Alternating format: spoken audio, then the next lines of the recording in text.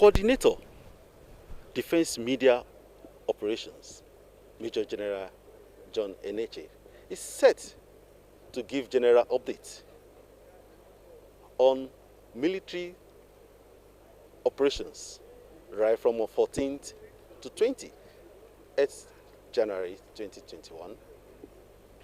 Let's listen to him. But subscribe to our YouTube channel, GTV Africa, and like our Facebook page, GTV Africa Services. Let's listen to General Enenche on what has happened within short time. And I'm very excited about it because it's going to enhance our activities in the defense media operations. You are all aware that we are still under 1 year.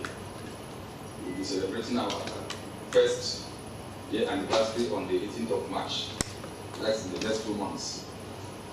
And I think that the authorities have been so good to us by packaging us and sending a deputy director coordination in the person of Brigadier General A. Adam. M. Adam, sorry about that. You are most welcome. He is an officer that has passed through the meal of military training, the regular combatant officer, an operational officer. He has served on the Army and Command, and then diplomatic. So we can expect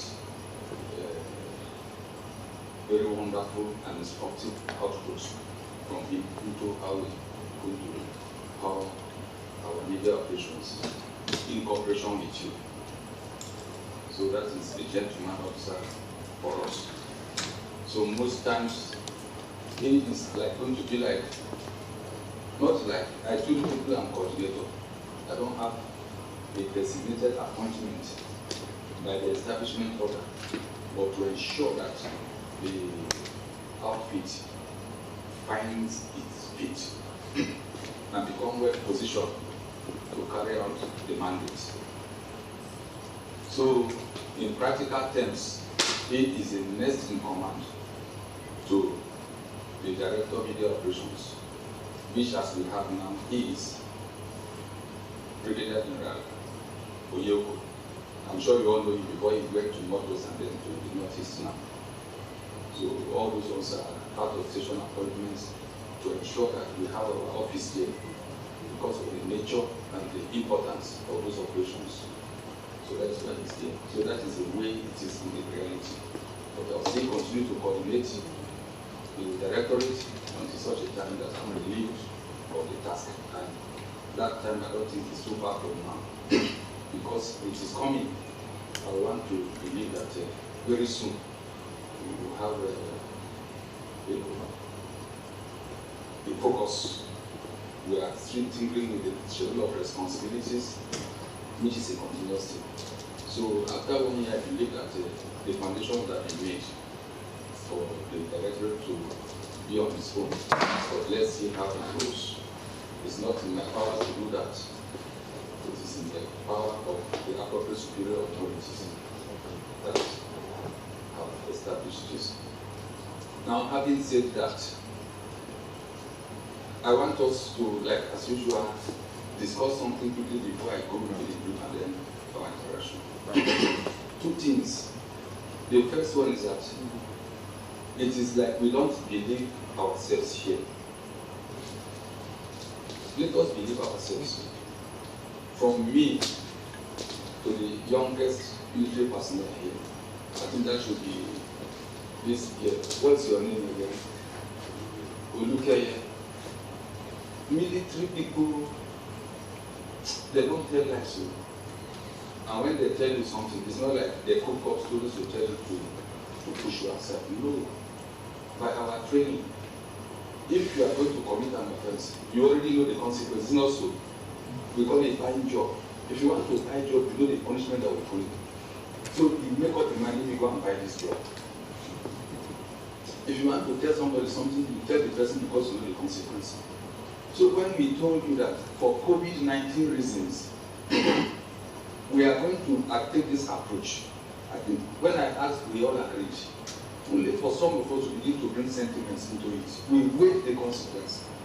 Now we are the people, in quote, the media, that are supposed to bring out bring to limelight wherever the administration of government or army is going or military is going or doing something that you now just observe. If we come and choke up ourselves here, who will observe it? I want to refer us back to when the chief of staff passed on, the chief of staff to the CNC, Zikiari, passed on, and he was, sentimentally buried at Godu Cemetery. Despite the fact that the protocols we have followed, they still observed. And what happened?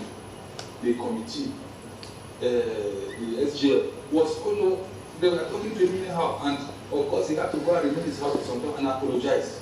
Meanwhile, what he did, I watched it, and they used these people, the people that should bury COVID victims, they used them. Yet, so what did they start seeing us from here now?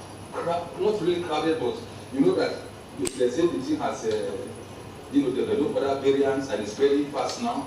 So we also need, as I speak to you, the conferences we used to go here, coming using 1 meter social distancing. We no longer do it. We have started doing what? Zoom, using Zoom.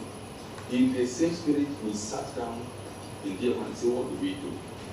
Please let us divide into two. Some people, those that will not come, you will still not be denied the materials. Everything, right from the presentation here, the clips they will give you, and you're already on. What else should we do? And some people are telling me that their news directors will not be happy with them. I don't think so. Explain to them. If they can be doing international conferencing, everything on Zoom, I don't think, is it because we say, okay, stay in your offices, we'll do it on Zoom. It might be possible, we'll just pay for the data. Please, I don't want us to go too far. I know that you can ask questions. I'm sure you were told that if you have a question, pass it to the people that will come here, so that they can ask and then you have the response. If you're a news director, say to confirm this area for us, clarify. I think some of them are here. I even went to the level of saying that they may not even be absent completely. They can be in the whole conference room, maintaining social distancing still. For me, or for us rather, we feel that is the best approach to take, so that we can fall in line with the general feeling of the public. That we also, of course, you know that the disobedience to this is very, very high outside. How many people do you see inside the houses wearing face masks? You don't see them. How many people do you see? I passed through a place just last week when I was coming for this. One woman, not even the woman, the man was selling body. I live in body. But come and see the crowd, the people buying body. So if the virus will spread, it will spread into all their noses and mouths. And I told my driver, look, you are my witness. As we were counting until we got to the office here, nothing, we didn't see anybody putting this thing on. Yet, press will not observe that one. If somebody made a ghoster press, you all know some of the ghoster press will have. You see us here like this now, that is what they will pick. A press that will say, according to a source. Military told them that Zamfara State Governor bought hillocks and gave to bandits, and that we captured when we went to fight with them, we encountered them, we saw such a media will now pick me and you. That is what we want to avoid. So I know that I want to confirm for you, nobody was denied their honorary because they were not in this hall or in that hall. Good and fine. Unfortunately, the person that complained to me is irregular. Regularly, and I know that is every invite they send to him or the organization. And I know that why I'm saying it to is that it may be that other people are raising or feeling like that so that it will spread. No, you are hearing it for the second time. If the condition improves, yes, all of us are living crowded here, no problem. It's even better for me. One-on-one eye contact. So I want to knock off that. So please, I refuse to forward it to you, to any of you, but I will not respond. Because sometimes that is why some heads of organizations want to avoid, I call it being too relaxed. But this is my nature. I cannot avoid that. I relate to everybody equally as much as it's within my permission and then time allowance, space allowance. So please let us know that we did it in good faith to be protective of the feelings of the moment. Now, before we go ahead, I want to respond on my own. We would have responded officially through a press statement, but I felt that since we are coming together today, it's better I respond. There was an encounter in Zamfara State, and this coastline media initially reported that the governor of Zamfara State procured Helios vehicles and gave to bandits as welfare or settlement or whatever name you put it. Some of you must have read it. And that the source, that according to his source, military high command or a senior military officer. Ladies and gentlemen, I have done my investigation. It is a complete lie. Further to that, such media in their group will have identified them to be liars. They will say a source. Who is that source? Well, maybe to protect their fictitious source or their liars. So please don't take it as a true story or as a truism. It's not. That is what I want to debunk here. That, and to further buttress that, where our enemies have vehicles, we have captured them with their vehicles or without. And I can confidently say that it is only in the northeast now, and particularly in Borno State, scarcely in Yobe or Adamawa states, where you will see the terrorists using gun trucks. And severally we have captured them. You saw all of them, you saw the pictures and all. But in the northwest, we have not captured the victims, the killed in action. None. All that we captured there by just weapons, AK-47, not even general purpose machine gun, I can be quoted, to debunk that false allegation. No military, no senior military officer gave them. It was just their own imagination to smear the people that are the stakeholders that are ensuring that peace comes to the northwest, particularly Zamfara and Katsina states, among others. On that note, let us quickly go through the update of what happened in the past 1 week, of which you have gotten some press releases and statements.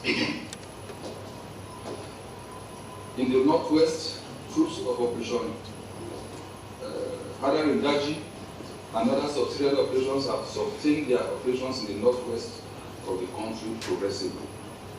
Notably, on the 17th January, following credible intelligence on movement of armed bandits with rough animals at Bungudu local government area of Zamfara State, troops of forward operating base Keku Uje responded immediately and made contact with bandits.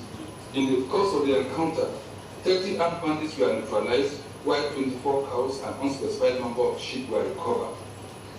Similarly, on the 17th of January, troops deployed at Maradun received information of reprisal attack by armed bandits at Jampako village in Maradun local government area of Zamfara State. Troops swiftly mobilized to the area to forestall the reprisal attack, but they were ambushed short of Jampako village where firefights ensued. The gallant troops overwhelmed the bandits and neutralized 5 of them. In another development, following actionable intelligence, 2 suspected bandits collaborators named Mustafa Sani and Murtala Sani were arrested at Dungun Muazu in Sabwa local government area of Katsina State. Suspects are in custody for further action. The gallant troops have not relented as they continue to dominate the northwest of operation with aggressive fighting and area patrols to deny the criminal elements freedom of action. In the Northeast Zone, troops of the Armed Forces of Nigeria and other security agencies have not relented in their efforts to decimate the BHTs and ISWAP elements. Between 14th and 20th of January, troops of the Armed Forces of Nigeria and other security agencies conducted several ground and air operations with renewed vigor. These operations further degraded the capabilities of the terrorists and denied them freedom of action within the theater of operation. These were evident in the attendant results recorded within the period. In the period, troops of subsidiary operation Tura Takai Bango, in conjunction with the Air Task Force of Operation Lapia Adole, destroyed 7 BHGs and terrorist controls and decimated several unconfirmed number of terrorists set in an operation. This occurred when the criminal elements attempted to attack troops location at the outskirts of Martin Town of Borno State, in which the combined troops engaged and overwhelmed the terrorists with superior firepower. After successfully repelling the Boko Haram terrorists on Martin that led to the destruction of 7 gun trucks, in the combined ground and air operation, the Air Task Force also obliterated additional 6 gun trucks of the terrorists and inflicted scores of them in an attack on the 16th of January. These feats were achieved when the Nigerian Air Force helicopter gunships engaged and destroyed the terrorist convoy of gun trucks, sighted approaching the Martin axis for reinforcement. The helicopter gunships also struck the basic criminal elements and scores of them were neutralized. The story going around as it were then, that the base was taken over, is not true. The attack came into one of the checkpoints, we call it checkpoints, at the filling station. And that was what happened. When they came to that checkpoint and attacked it, the troops there had to do what we call tactical withdrawal. That tactical withdrawal is to move away so that they cannot go into the killing ground. And that was what happened. And that was what foreign press and other people were reporting that, no, you can ask the police here who did withdrawal. There are times you have to pull out to draw them into killing ground. And that was what we did. And it achieved its results. Several of them were killed. 13 controls at the end of the day. Because when you do that, you now call for air support. The first trapping was done, then the second one was done. Which would have been better? Is it to stop them there, then they will now withdraw and go back? Ladies and gentlemen, we achieved more. So it's not for us now to come and tell the world what we are going to do. Or a few minutes before then, I was involved and I was monitoring them. Is it proper if I come and do, look, we are going to do tactical withdrawal so that we have gotten information. Then they come, we are going to kill them. I would have done what? Put my own troops on the firing line. Because like I told you severally, as I'm talking now, they are hearing. That is the truth of the matter. We are in an IT world such that there is nothing really hidden. Everybody is strong. Even your account numbers that you think, can't it be hacked? It can be hacked. As we are talking on the GSM, as we are putting everything, so we need to be very, very careful. The operation security we talk about, that is what we do.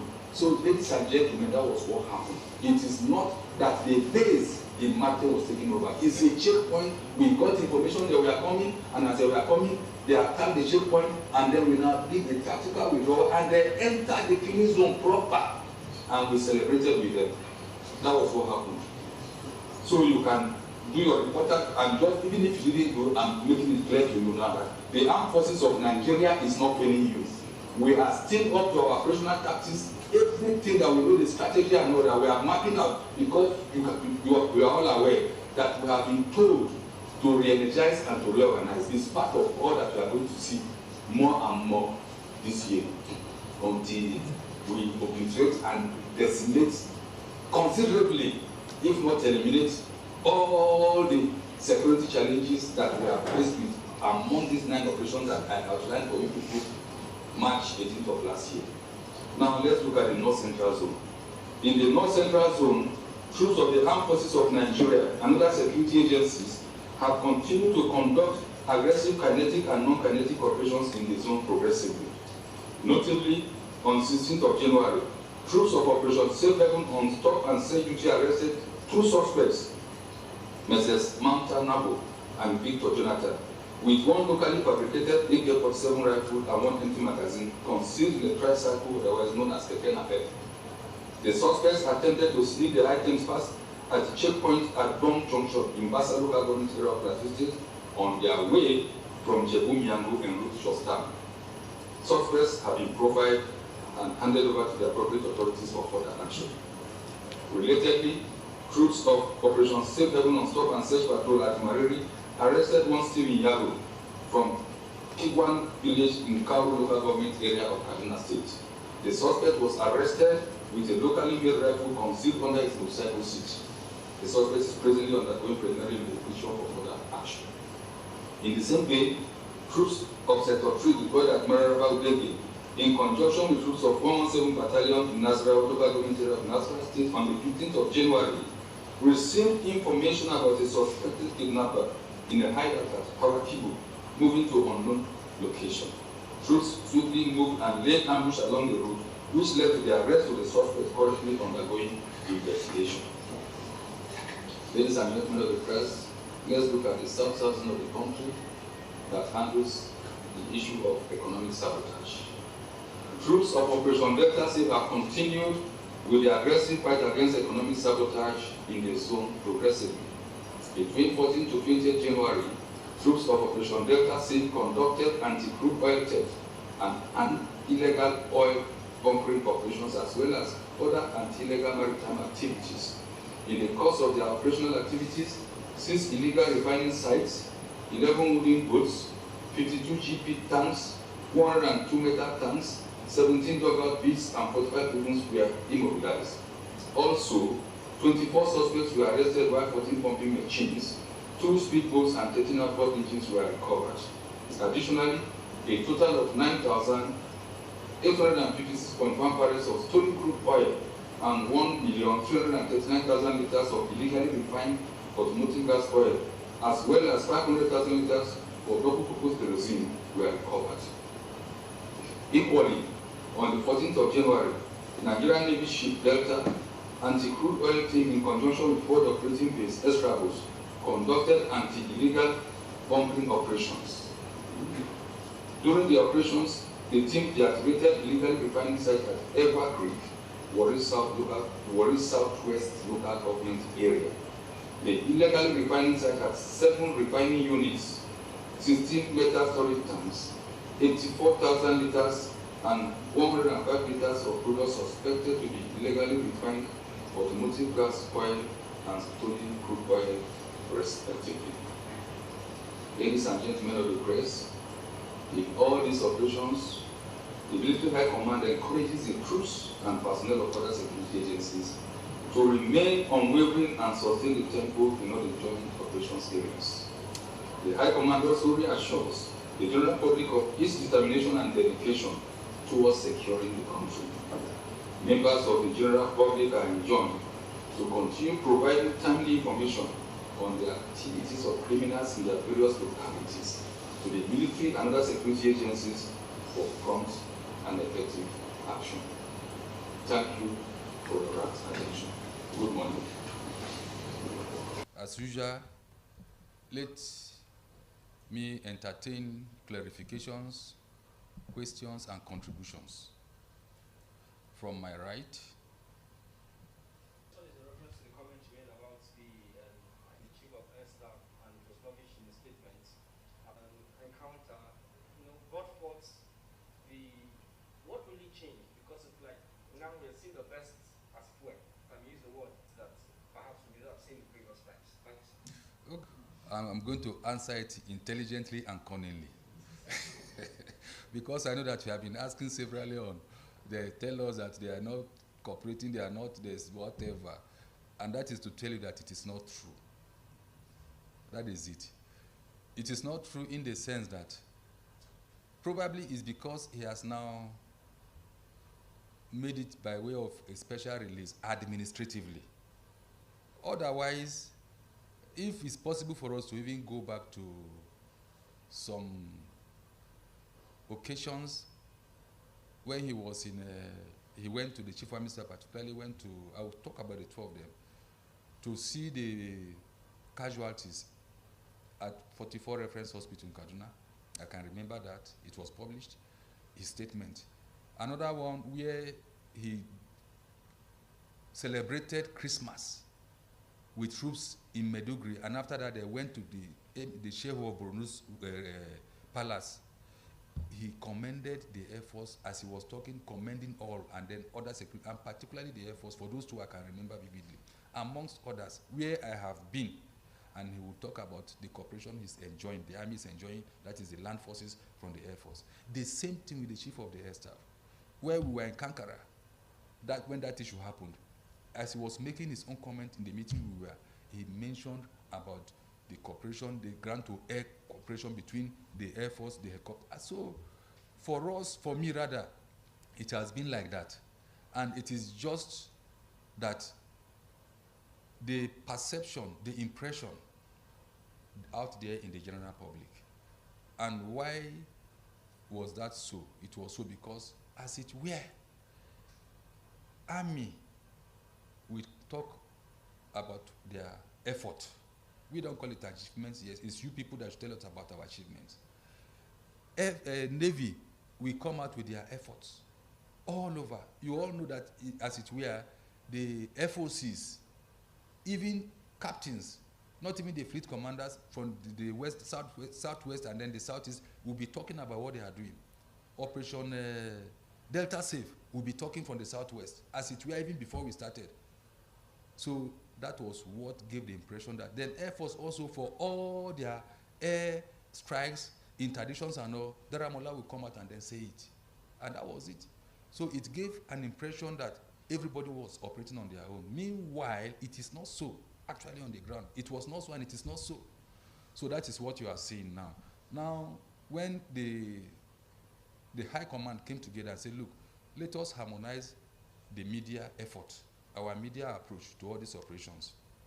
And we also saw that that is what is obtainable, or what obtains in some climes where they have a particular challenge, particularly Pakistan, and we had to go there to go and study their model.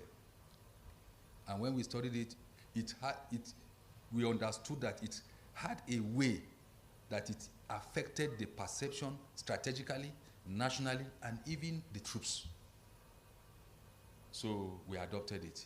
It is the effect we are now seeing unfolding. That is where I would land. To the extent that, look, I didn't tell him, say, sir, congratulate them, nobody. But it was like, yes, let me do it now. Because that achievement, that effort was a major achievement. Let me not permit me to say, revert to achievement. It was a major thing. It was something that was handled very professionally at joint level. When we talk about jointness, all the people coming together. And we need now to begin to come out and show, you know, our wisdom lies with the elderly, the people at the top. That is our proverb. So that is what happened. So what informed it is that it is good the way he came out. Otherwise, there's nothing like there was an underlying issue of, you know, let me showcase myself alone, rivalry. No, nothing like that. And I believe that God has allowed that to happen to disprove all the things that people have been thinking about. I think that was just the only question. Good. Because you used to give me double-barrel questions. You only fired one today. Are we done here? Okay. To the left, your hand was up first. Is that truce with some of these bandits and visit with some of them at a meeting with that the bombing, these particular communities, they fully settled. The bombings have been on the local community where the commissioner of police was there, and then also some of them came out openly, about 20 of them from 20 different camps came out openly to talk about surrendering what the allegations of communities and their settlements being bombed rather than where... Thank you very much. Let me start from the first one in that order. If they are coming out to complain that the areas where we conduct or carry out our airstrikes or the helicopter gunships, because they come down very low to take out bandits, are not locations where bandits actually are, but the villagers. I'm hearing it from you now, because when we go for when we get our information, normally we use both human intelligence, we use electronic intelligence, and then we use area surveillance. We have the intelligence surveillance Reiki aircraft that goes pick, and then we run sources on the ground, and then plus other sources. Before you now convert it into credible intelligence and actionable, then we now go into action. And of course, these aircraft that operate mostly in this area come down very low to identify. And these camps they are talking about, they are not, we have what we call the geolocations. Now, for instance, Otukpo has a geolocation. Within Otukpo, I'm from Orokam, Orokam has a geolocation where people are there. And then within Orokam, I'm from Adupi. I'm using my own local place now. Adupi is like a clan again that has geolocation. So all of them are on the international, even Google Map, you see them there. So you cannot miss it. Now, the type of camps, what they call their own village, from our own understanding, from what we have known is that they are makeshift camps. Those people that we have recovered, that we have rescued, and you see all those makeshift camps, they are not geolocated. Then in addition to that, you now see weapon. What does it translate to? And then you now see cattle, plenty animals there. And meanwhile, when you correlate it, 24 hours ago, 12 hours ago, about 100 cattle were rustled from a place that is geolocated on your map. And you now got to report that they came rustlers and then they came with AK-47. And that they were wearing dark dresses, for instance. I'm giving you an illustration now. What else do you need? And probably where they killed people, they say they came as they are rustling, particularly they killed so people. And then you counted people who are killed. And you have seen weapon. And you have seen makeshift camp, which is not geolocated on the map. No map. They suddenly go there, they make their camps, they call it a village. We have to be careful. In much as, I'm not saying that person is telling lie. It may not be, but closer to lie it is than true. And I'm telling you that the armed forces of Nigeria, particularly the Air Force, I will say that next to the Army, next to Navy, all of us, Navy, they are so good. Air Force, Army, we are not in a First World War generation of an armed forces that we use compass. Everything is so electronic, and then we have some information that we get, which I will not tell you here. From our strategic partners, we can get. From other sources in Nigeria, we can get. It's not only us, we put the whole together. So I will not want to agree with that we just arbitrarily go and start bombing settlements. No. Now, there was an instance I told you people in Niger, if you can recollect, where they gave us information and we went out there. But when the pilots got there, I mentioned, we discussed it here, they could not take out the bandits because they went and did what? They mingled with the populace, with the locals there, and they began to use them as human shield. I told us here, so if that is discovered, what they do normally is, instead of having collateral damage, they don't even do it at all. And allow such a time, probably the ground troops will now follow, because it's normally a joint operation. The ground troops are there to form blocking position while the air is up there to take out.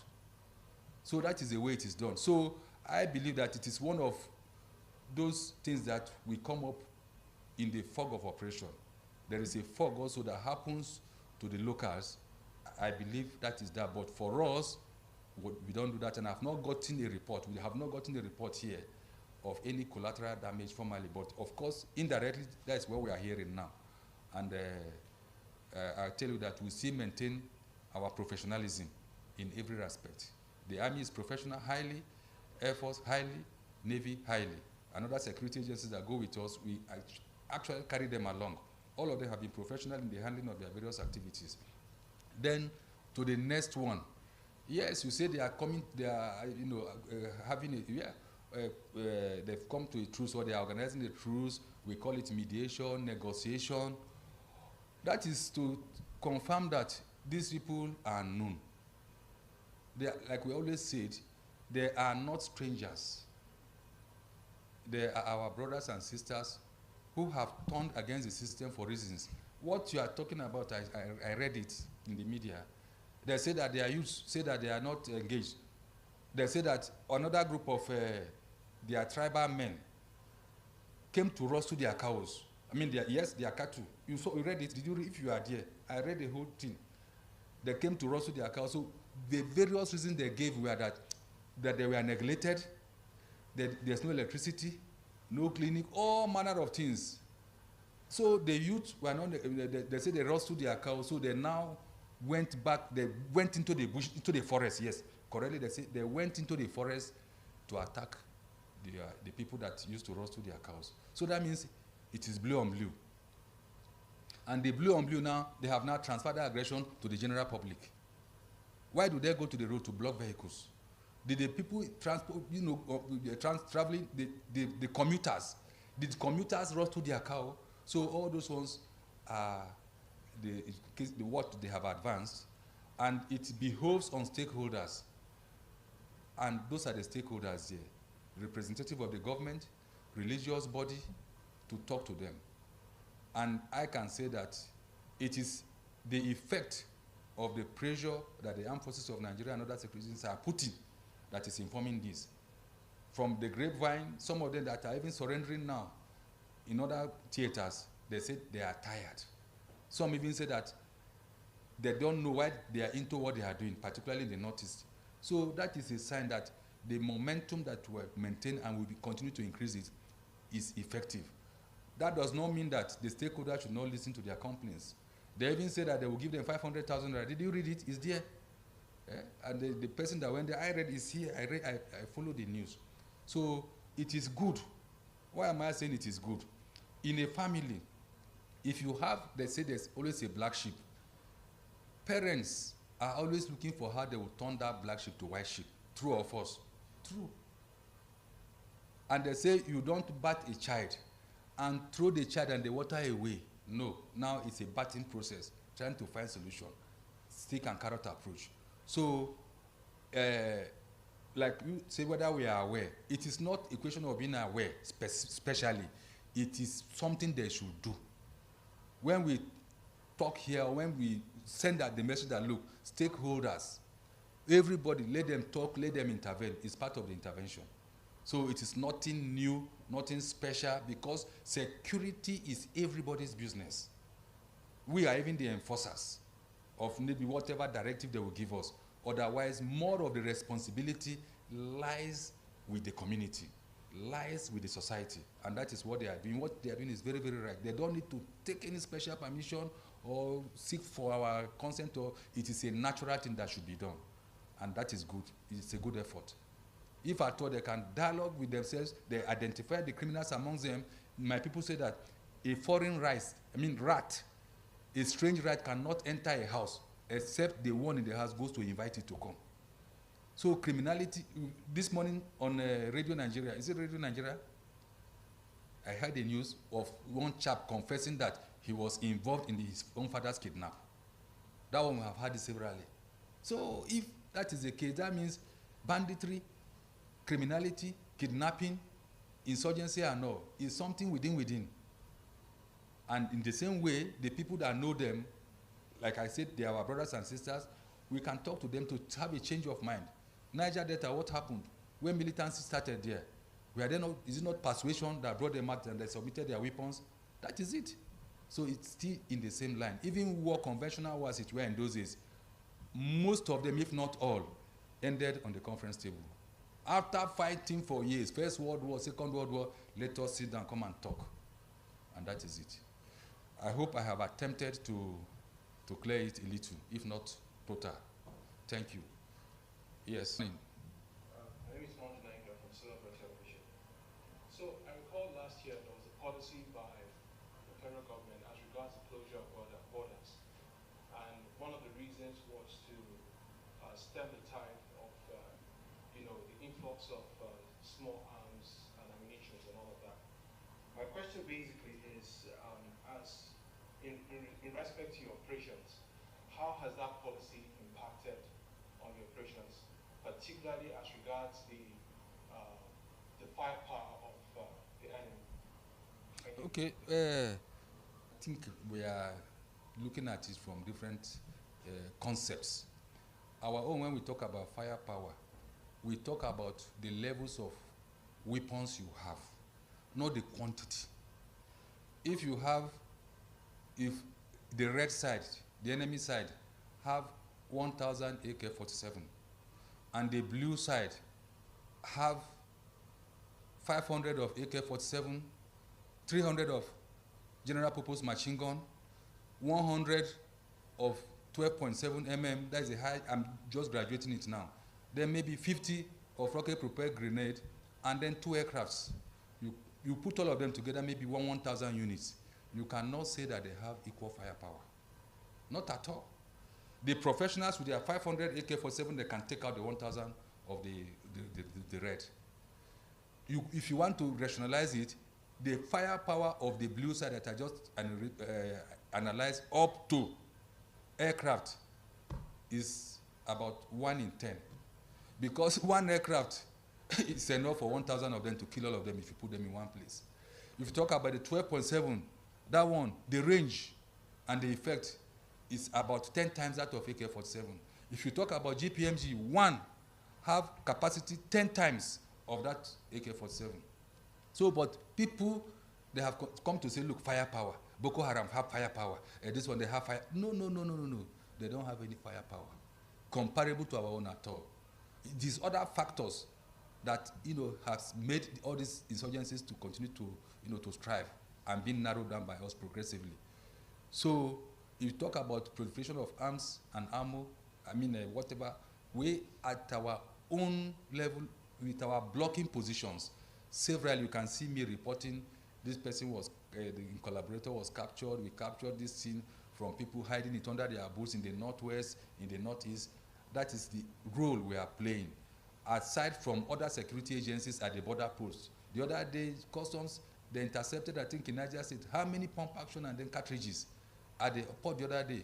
I believe that with the cooperation, collaboration of all the security agencies, the issue of, tracking, and at the same time ensuring that they don't go into the hinterland is there. And we have also established from the information given to us by the coordinating agency that most of these things coming from outside of which it is logical. From Mali, from Libya, where they have been fighting there, and then from Niger, where they find their way in, and then from other sources, like maybe even from the sea, through the sea. And of course, you know that human beings, they are gun runners. There are people who don't even see gun running, the negative effect on humanity. So that is what I can tell you, that the issue of influx does not really have any effect on their firepower, because they can never get to that level of equating their weaponry. When we talk about firepower, it's weaponry. It is not when they come and fire aimlessly. Sometimes they will look at the rate of fire, rapid. You are firing rapid, you are firing out of fear. It's not fire for effect. And when the people hear that, they say they have firepower. I have seen that when somebody who is not a military personnel, I am a firer. When I go and fire rapid, I'm fooling myself. I will empty my magazine in 2 or 3 minutes. My belt will go and I become exposed. But when the professionals come and they release 1, 2, or 3 shots, not automatic, that is professional fighting. You are making me to train them on the air now. Hey, journalists now, they ask too many questions. And we will have to be able to manage our talk. So they don't have firepower. They fire for fear. We fire for effect. Folks and gentlemen, on that note, I want to hope that we will have a good reportage apart from what I have given you on the script. And that is the essence of this interaction, because things will come out and you can now craft your story.